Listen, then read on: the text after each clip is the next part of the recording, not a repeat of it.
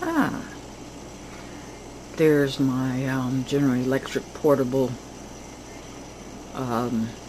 GE, and let's look at this area of the room.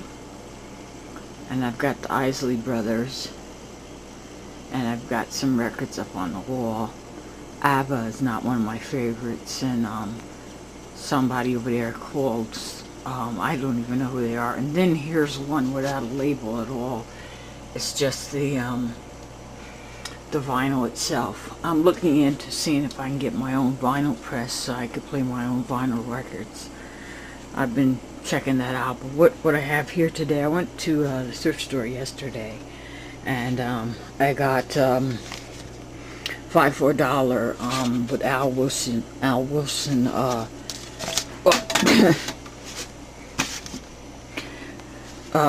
that's not the name of the song. Before I knew it, Show and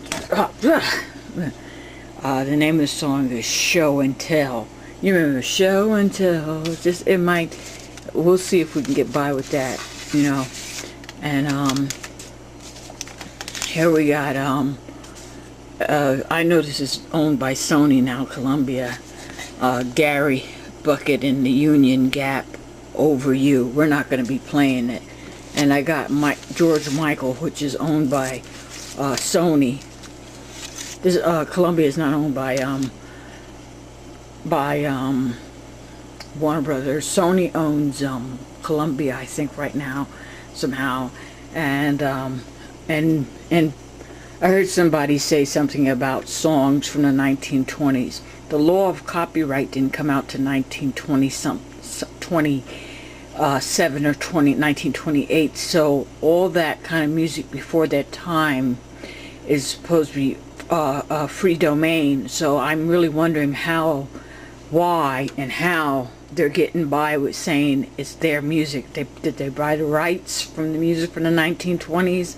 But still, they must remember that music, there was no copyright infringement back in the 1920s, and it came along later. And so if someone, you know, plays something from, like, you know, 1919, I mean, if there was a record player, I'm not quite sure when Edison made the record player, but the early stuff from those days is not copywritten. It's supposed to be public domain. So, but if these record companies cannot make money off something, they're already quick to, you know, start whining and taking stuff if they can't profit off it. And that's a shame. Some of this stuff should be public domain. Stuff from a long period of time should be public domain. I want to show you something. This is Steppenwolf.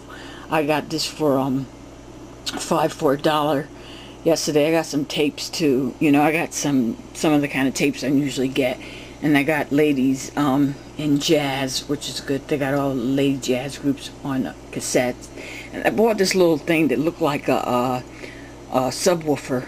I'll have to show it to you. But right now I'm showing you the little crack. And the reason why we're even messing with vinyl today is this tiny little, big crack, actually. I tried to fix it and it can't be done. And we're going to see how it sounds.